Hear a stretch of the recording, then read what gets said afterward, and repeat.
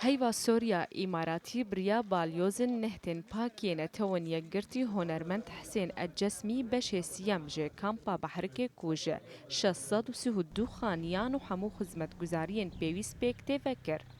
أنا سعيد كثير بافتتاح الجزء الثالث من از کیف خوشم گوما ایرو بشی سیم جزنجیره کامپین مشختان لهوليري الكرسان عراقي فكر وأفهموا نامين حسكرنينا ويمروفاتينا جبو خلق مية عراقي قلب ينبض محبة للإنسانية ولكل أهلنا في العراق. پارێزگەها هەولێرێ وێڤێ کامپێ برێڤە ببە ژێبەر بە گۆچناوان تەڤیک و بەشێک ji deverên bindistê Daişê de hatine kontrolkirin lê hîn hêjmara penaberan kêm nebûye.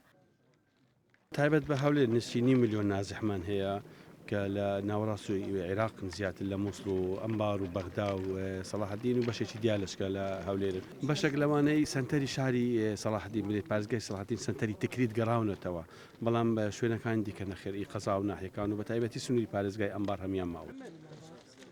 حکوومەتا هەرێمê alîkariyê welatê îmaratit vê dema hestiyar de giring dibîne û hêvî dike ku ev alîkarî berdewam bin. دەمەوێ سوپاسی حسێن جەسمی بکەم کە هاتۆتەوە و تەشریفی هێناوە بۆ افتتاحی ئەم مەشروعە و ئەمە هاندەرێکە بۆ خەڵکی تر بۆ هۆنەرمەندی تر کە لە ئیشی ئینسانی و خەیری کار بکەن. تەڤیڤەیەکێ jî bi destpêkirina operasyonên kontrolkirina Mûsilê tê pêşbênîkirin ku hejmareke din ji koçbera berê xwe bidine Herêma Kurdistanê. Behterî 3 salaya ku heyva sora îmaratî karê xêrxwazî li Herêma Kurdistanê dike. Heta niha vê rêxistinê kariye bêhtir ji 3 navendên vehewandinê ji bo penaber û koçberan veke.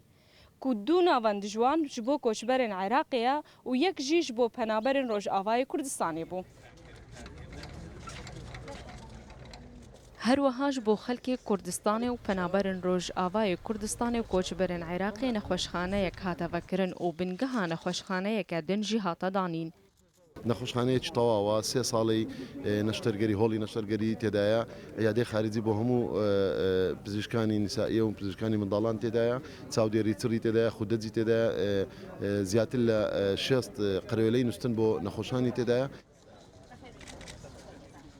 Ji xeynî her du nexweşxaneyan û kampê ev her du dibistan jî hatine vekirin da ku koçber û penaberan vehewîne û barê parêzgeha Hewlêrê jî sivik bike. Rengîn şer û Rûda û nahiya Behrikê.